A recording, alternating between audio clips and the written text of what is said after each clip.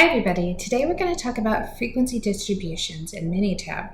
When we look at a large number of data points, it's often useful to organize the data into a chart, table, or graph. A frequency distribution organizes the data points and the frequency with which they occur. There are multiple types of frequency distributions that we can construct in Minitab. We can do a frequency distribution, which counts the number of times a data point occurs. If we look at a relative frequency distribution, it tells us the frequency of a data value divided by the total number of data values we're looking at. Cumulative frequency gives us a running total of frequencies up to the data value that we're on.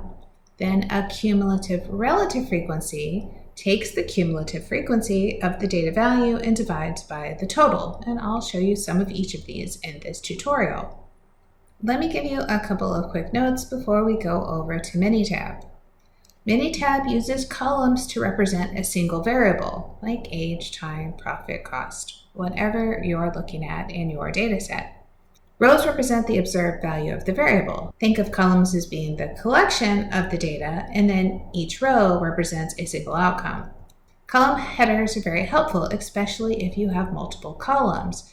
When you have a column header, it should be short, but it should clearly label the data.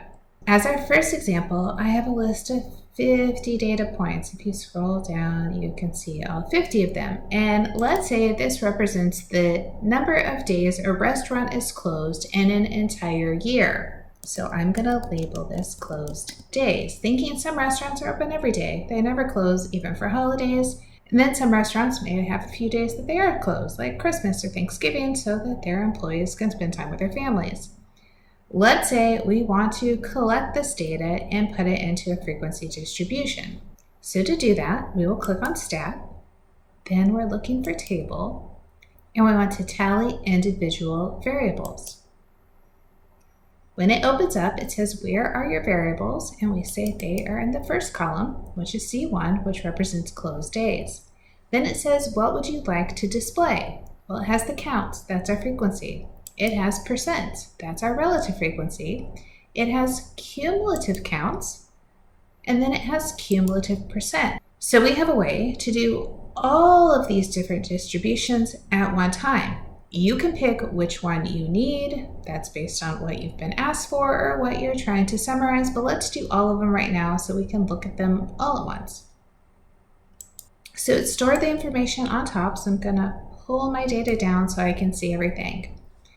Notice now we can see what our different variables are. So the least number of days that a restaurant was closed was 0. The most for this particular data set was 5. You can see we had 22 times that a restaurant is closed 0 times. That's 44% of our distribution. Cumulative count, because we are at the first variable, is going to be the same. It's 22 and it's still 44. So expect that first row to be the same. We have 6 restaurants that are closed for 1 day. That represents 12% of the data. Now 6 is added to 22, so the cumulative is 28. That gives us a cumulative percent of 56. When we get up to 2 days off, we add 5 more restaurants. That's 10% of our data, which adds up to 33 in our cumulative count, or 66% of the restaurants. At 3, count was 6. That's 12% of the data. Cumulative count is 39. Cumulative percent is 78. 4 days closed, count of 5, 10 more percent. Now we're up to 44 restaurants. We're at 88% of our cumulative distribution. Then our last one at 5, add 6 more restaurants. That adds 12 more percent. Notice now our cumulative count is 50 because we've been through 50 restaurants now.